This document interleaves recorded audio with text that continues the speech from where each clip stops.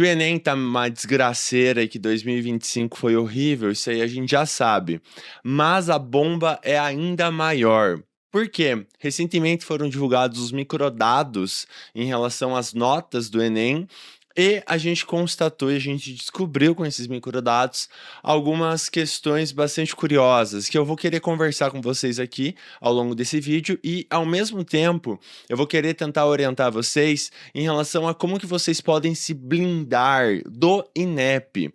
Por quê? Porque pelo jeito o INEP ele esqueceu como que avalia vocês do jeito certo, de um jeito mais justo, de um jeito que faça sentido de verdade. Se você não sabe, recentemente o INEP divulgou os microdados em relação às notas, e esses microdados foram compilados por um professor que divulgou um PDF maravilhoso especificando exatamente, especialmente a parte de redação, algumas coisas curiosas, tá? Vem aqui para a tela e vamos conversar um pouquinho. Veja só, aqui a gente tem as redações que foram anuladas do ano de 2025, tá?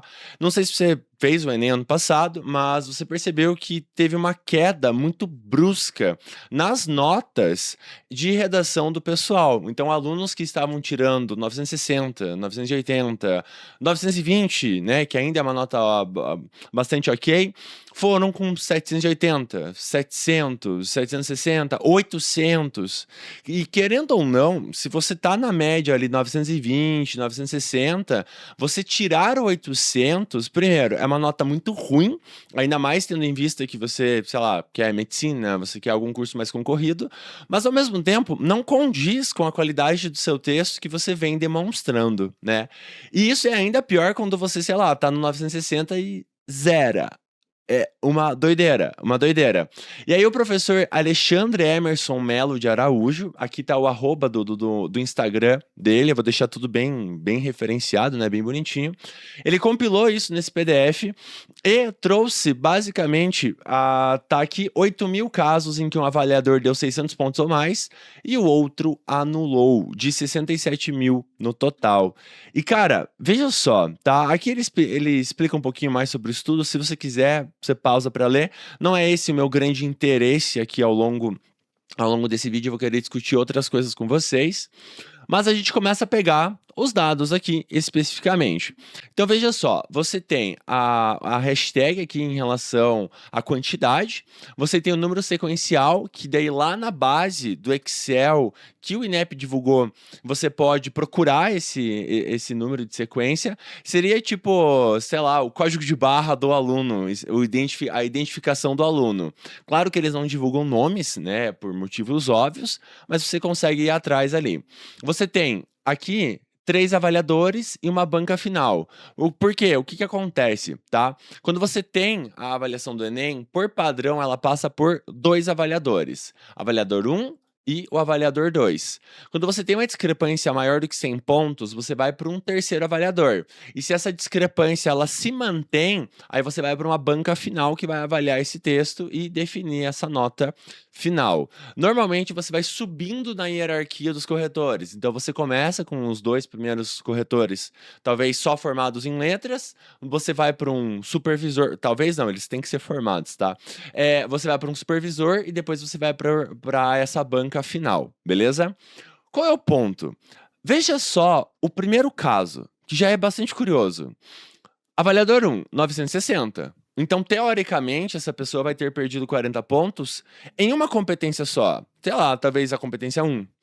Avaliador 2, 0. Avaliador 3, 0. Nota final, 0. Cópia do texto motivador. Aí você para e pensa, vou até aumentar o zoom aqui. Aí você para e pensa, tá, quem que tá errado nessa história? O que deu 960 ou os outros 2 que deram nota 0? Talvez a gente tenha a tendência de falar, não, os outros, o que deu 960 tá errado. Beleza, eu posso ter essa tendência. O ponto é, o que que eu faço com esse avaliador 1, então? Porque assim, cara, ele deu uma nota absurda, absurda para um texto que não merecia essa nota. Se de fato esses 2 caras aqui avaliaram corretamente, dando a nota 0, por que que esse cara continuou avaliando? Porque ele deu 960. Era motivo de zeramento. Não faz sentido. Mas piora, olha só, avaliador 1, 440. Avaliador 2, 0. Avaliador 3, que teoricamente era para ser um pouquinho melhor do que os dois primeiros. 960. Aí você fala, putz, mas a discrepância tá muito grande. Já tem uma discrepância grande aqui, já tem uma discrepância grande aqui. Aí eu vou para onde? Eu vou para a banca. A banca, nota 0. Tá, de novo. E esse cara aqui? Ou esse cara aqui? O que que isso aqui está revelando? Uma subjetividade muito grande por parte dos corretores. Caso não tenha sido usada nenhum tipo de inteligência artificial. Aí, beleza. Mas se tivesse sido usada, aí já é outro jogo. Aí a discussão é outra. Eu tô querendo acreditar que realmente são seres humanos, são pessoas de verdade que estão avaliando. Mas beleza. Aí você continua. 960, vindo aqui para baixo. 0. De novo, uma discrepância muito grande. Quem que tá errado? 640, 600. Nota final, 600. O motivo da anulação que esse cara anulou aqui, fuga ao tema. Vamos pensar no negócio. Como que, caso seja nota 0 mesmo, como que um cara que fugiu ao tema recebe 960 do primeiro avaliador? E aí no terceiro avaliador toma 640 e na banca 600. O grande ponto é o seguinte, quem que tá errado? Não dá para saber. Não dá para saber se é o avaliador 2 ou o avaliador 1 dentro dessa história. E isso vai gerando um grande problema para o Enem. Por quê? A gente olha para esses microdados, a gente olha para uma situação dessa e a gente pensa, como que eu vou confiar nessa correção? E eu falo isso como alguém que trabalha com o vestibular do Enem há quase 10 anos. Eu comecei a dar aula em 2017, eu já comecei a dar aula de Enem em 2017. São quase 10 anos nessa caminhada. É óbvio que ao longo da história, nós tivemos textos em que eu olhava para o texto do aluno e eu falava, cara, esse texto não merecia esse 820, esse 840. Esse texto tinha um cheiro de 900, um cheiro de 920. Você estava fazendo tudo certo ali dentro. Como que você me tirou 800, 840? Então já acontecia isso no passado, 2017, 18, 19, 20, 21 e assim por diante. O caso contrário também acontecia, em que textos que tiravam 940, eu lia e eu ficava, cara, como que você tirou essa nota? Que milagre é esse que aconteceu na sua vida? O que que deu aqui para você conseguir tirar essa nota? Então é claro que o outro lado também acontecia, quando isso favorecia o estudante, também acontecia.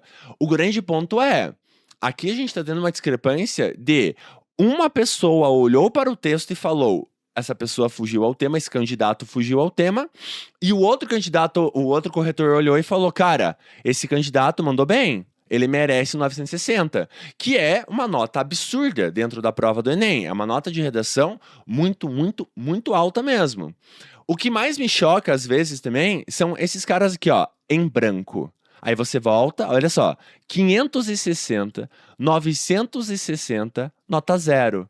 Mano, até ter essa discrepância aqui, ela é problemática, porque é uma discrepância muito grande, mas como que o avaliador 3 deu nota 0 para um texto que anteriormente tinha sido avaliado em 960?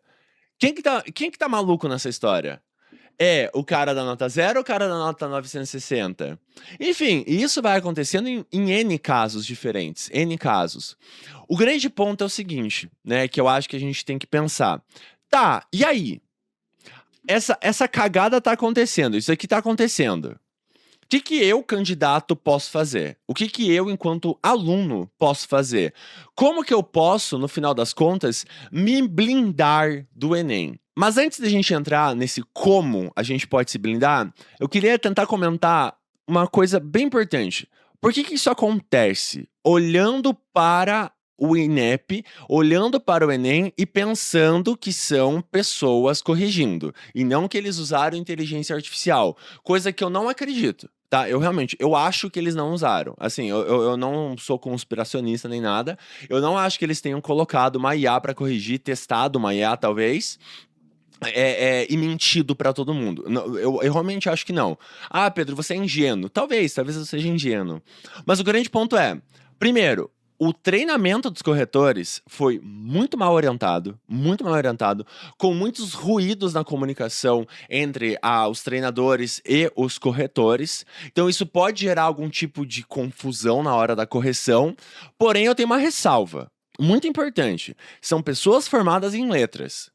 E isso me emputece muito. Porque, assim, são pessoas que, cara, você ficou no mínimo 4 anos na universidade, estudando linguística e literatura. Como que você não tem a competência técnica para corrigir uma redação de Enem básica de 30 linhas?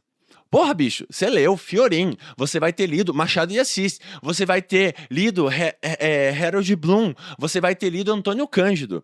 Como que você não tem a competência de pegar a redação do Zezinho Gamer, que mora no interior de São Paulo, e você não consegue corrigir, não consegue entender o que o cara tá falando e encaixar ali em 5 competências, 5 critérios extremamente bem explícitos? Como que você não consegue fazer isso? Então, assim, eu entendo que o treinamento foi horrível, para não falar um palavrão aqui. Foi horrível. A gente tem várias denúncias em relação a isso. Mas, ao mesmo tempo, você já tem experiência como corretor. Você já passou pelo processo, provavelmente, alguma vez. Ou você já teve uma aula disso, cara. Pelo menos uma vez na vida. Ah, Pedro, eu não tive. Porra, bicho. Eu falei do palavrão, mas enfim. Porra, bicho. Pega no YouTube, vê lá como corrigir o texto de Enem. Você consegue corrigir da mesma forma. Ah, mas isso aí tá errado. Veja, eu estou falando, você se candidatou, você entrou, você olhou para o edital dos corretores, você falou, eu quero fazer parte disso, eu quero receber o dinheirinho no final do ano das correções do Enem. E você foi atrás disso. Ninguém implorou para você entrar. Você foi lá como corretor e se candidatou. Então faça um serviço minimamente coerente, minimamente bom. E aí vem a segunda questão. Não há correção de salário há um bom tempo. Pelo menos acho que há 9 anos, 8 anos.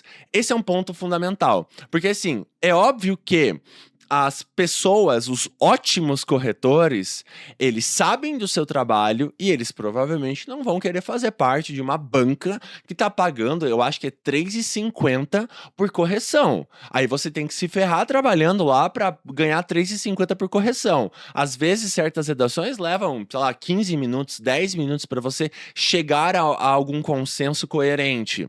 Beleza? Nesse caso eu compreendo e acho válido pedir por um pagamento melhor. É uma questão, obviamente, de dignidade do trabalhador. É evidente isso. Mas ainda assim, querendo ou não, quando você volta aqui, ó, quando você olha para uma discrepância tão grande dessa, não é só uma questão de salário. Não tem como ser só uma questão de salário.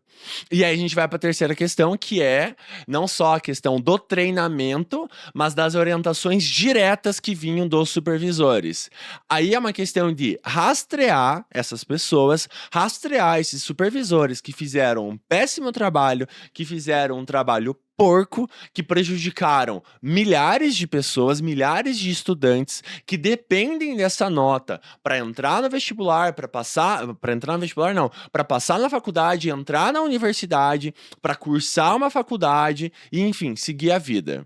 Então, assim, é rastrear, porque dá para rastrear com toda certeza. Se o INEP não tem um sistema em que ele consegue rastrear quem é o avaliador 1, 2, 3 e a banca do número sequencial 2691344, pelo amor de Deus, gente, pega um trainee de programação básica aí, pega o Zezinho aqui da UTF-PR, bota o Zezinho para fazer um sistema que você consegue rastrear, porque é de uma sacanagem isso aqui. Se não tiver como, é de uma sacanagem. Se tiver como, rastreia, identifica o problema para que nunca mais aconteça. Porque não faz sentido 960 a 480. Quem já escreveu uma redação na vida sabe que não tem como a mesma redação ter essa variação de nota, ter uma variação tão grande de nota. Tudo bem? E aí vem a questão, certo, Pedro? Entendi. E como que eu vou me blindar do INEP? Qual é o processo que eu posso seguir para, fugir do INEP no final das contas? Bom, acompanha aqui comigo. Primeira coisa que, na minha visão, você tem que fazer e você é obrigado a fazer: dominar totalmente a estruturação do texto, sem modelinho pronto, sem nenhum tipo de padrãozinho muito, muito fechado. Você precisa entender o que que é uma introdução, o objetivo da introdução, o objetivo do desenvolvimento, o objetivo da conclusão, entender as divisões entre as partes dentro do parágrafo. Afinal, uma coisa é tópico frasal, outra coisa é repertório, outra coisa é argumento. E mais do que isso, uma coisa é argumentar, outra coisa é usar repertório, outra coisa é ligar repertório com argumentação por meio de uma oração de conexão. Tudo isso importa. Eu sei que às vezes a gente passa meio batido e a gente pensa, não, é coisa básica, é de boa só usar a mesma coisa sempre. Não dá, não tem como. O Enem é diferente. O Enem não é o mesmo tipo de texto de 2018, 17, 16, 15. Se você pega as redações nota 1000 lá de 2015, 16, elas eram assim, ó, com todo respeito, uma piada perto das redações nota 1000, pelo menos as boas, de hoje em dia. Por quê? Porque antigamente o Enem, os corretores avaliavam de uma maneira muito mais leve. Não à toa a gente tinha muito mais redações nota 1000 naquela época. Não à toa as notas 900, elas eram muito altas. E aí quando a banca percebeu que, né, foi criado um certo padrão e que era muito previsível fazer o Enem, eles começaram a apertar mais, começaram a pesar mais a mão. Então, hoje em dia, se você vai para a prova e você não domina o básico, se você não sabe o básico da redação, você vai rodar. E mais do que isso, se você não sabe o intermediário, você já vai rodar. Então, saber aprofundar as suas ideias é algo muito fundamental. Primeira coisa para você se blindar é ter o básico, assim, ó, na ponta da língua, na ponta do lápis, melhor dizendo, né? Na ponta do lápis, para que você possa construir redações decentes. Porque, gente, entendam, tá? Se você não tira, e se você quer curso concorrido, se você não tira 880, 900, 920, você não tá no jogo. Você não tá competindo ali dentro, cara. Ah, mas eu quero um curso pouco concorrido, que é a engenharia da pesca. Beleza, aí você faz o que você quiser da sua vida. O grande ponto é, eu quero medicina, psicologia, engenharia mecânica, engenharia civil. Cara, você tem ciência da computação. Você tem que mandar um 920 para casa. Você tem que trazer um negócio desse. Caso contrário, você não tá jogando o jogo de verdade. Você vai lá só para passear. Você vai lá só para curtir mesmo. Vai lá, fica a tarde inteira, curte teu domingo no dia 8 ali de novembro. E é isso aí. Então, assim, tenha isso em mente. Tem que saber a estruturação sem modelinho pronto, sem muleta. Porque, cara, o modelo pronto, no final das contas, ele é uma muleta. Ele é uma muletinha que você tá levando. Eu não consigo pensar em algo fora desse modelo pronto. Então você leva a muletinha ali. Mas, enfim. 2. É fundamental para além da causa e consequência, que é a argumentação mais padronizada, que é o tipo de argumentação mais popular, nós temos que dominar outras maneiras de argumentar. E não para realmente fazer no dia da prova, mas para a gente saber e, caso seja necessário, a gente saiba usar, porque afinal, uma ferramenta argumentativa, como por exemplo, a argumentação por contraste, é maravilhosa, cara, maravilhosa. Em temáticas em que envolvam, né, jurisdição, cara, coisa linda trabalhar com contraste. Agora, sei lá, eu tô num tema como no caso do ano passado, cara, eu conseguiria muito bem trabalhar com uma argumentação por concessão. Porque funciona para aquela temática, fica bacana para aquela temática. Agora, quando eu olho para quaisquer temas que me permitam trazer questões históricas, eu vou ter repertório causal.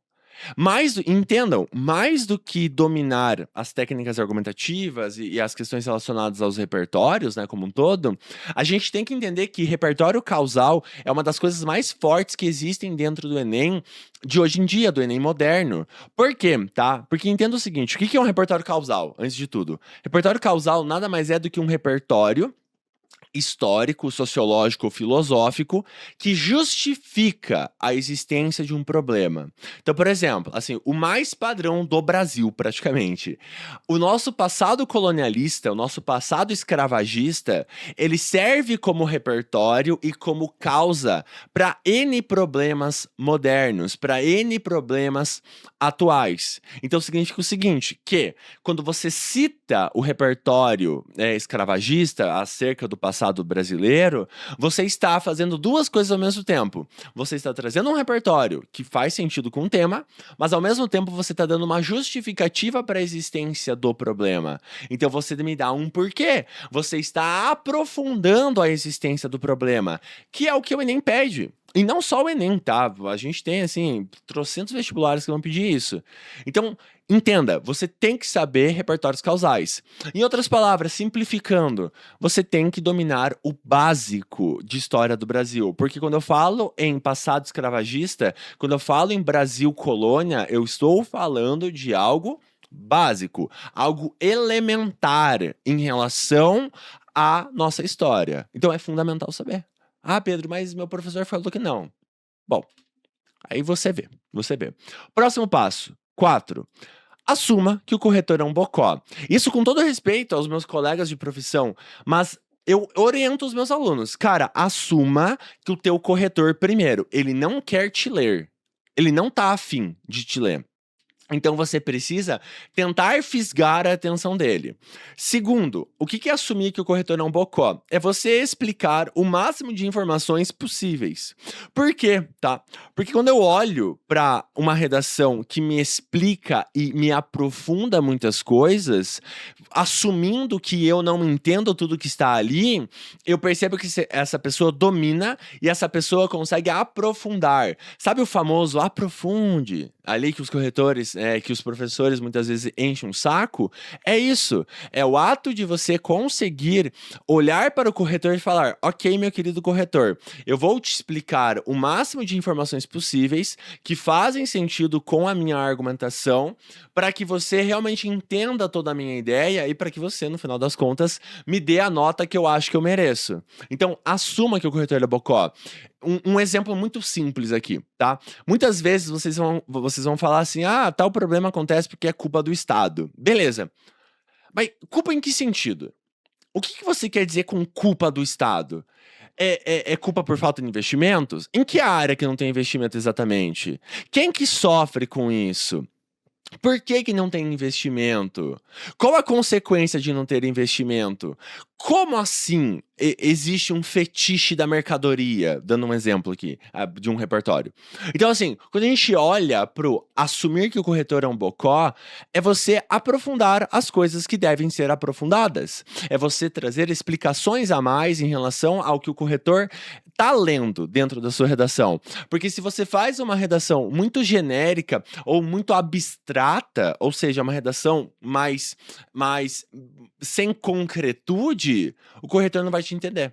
Ele não vai saber exatamente no que você tá batendo. E aí já era, cara. Aí você vai começar a perder nota na competência 3, vai descendo, vai descendo. Por quê? Porque você não tá tendo um projeto de texto adequado. Você não tá tendo o desenvolvimento das informações de uma maneira adequada. Beleza? E por fim, 5. Ignorar com toda a sua força fórmulas mágicas e prontas, pois a prova hoje em dia é muito mais complexa do que há 5 anos.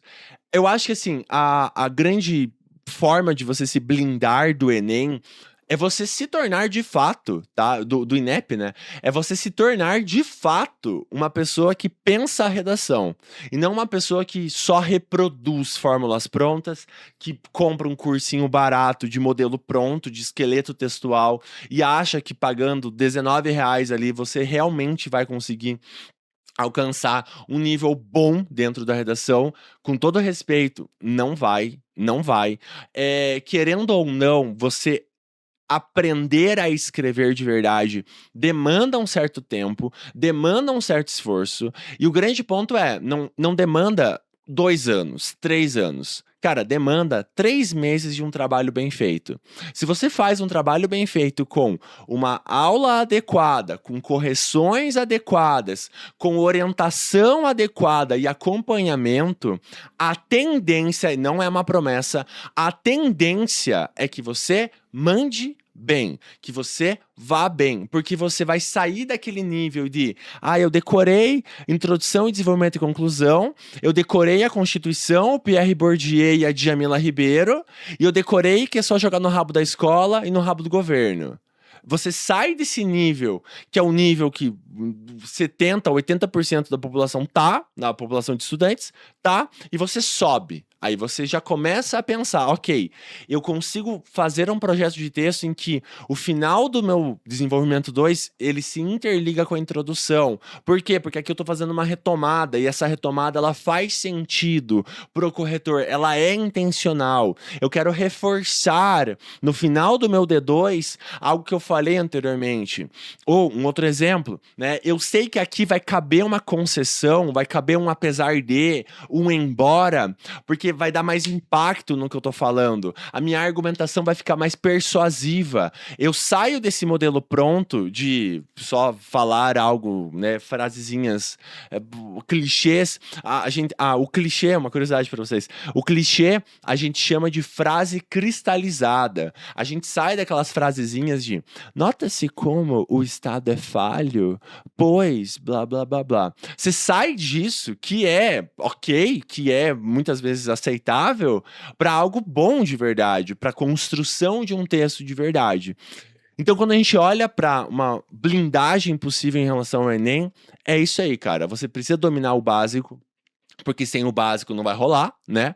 Depois você vai para as técnicas de argumentação, você vai para o aprofundamento dessas técnicas de argumentação para além da causa e consequência, que ela é boa, ela é importante, acho que isso é válido mencionar aqui com vocês.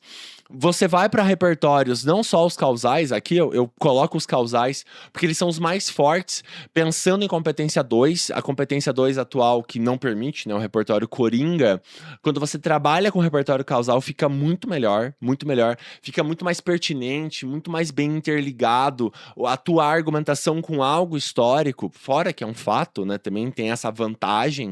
4, assumir que o corretor é um bocó, porque isso vai te obrigar a explicar as coisas com aprofundamento, vai te obrigar a explicar as questões do texto, as frases do seu texto com maior cuidado. Por quê? Porque do outro lado tem uma criança te lendo, você tá assumindo isso. É óbvio que não são, óbvio que muitos corretores são muito bem capacitados, são muito bem treinados, são pessoas que avaliam muito bem.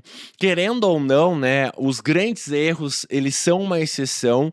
O grande ponto é o seguinte, ano passado a gente teve muita exceção, e é por isso que esse vídeo existe, né, porque ano passado foi exceção demais.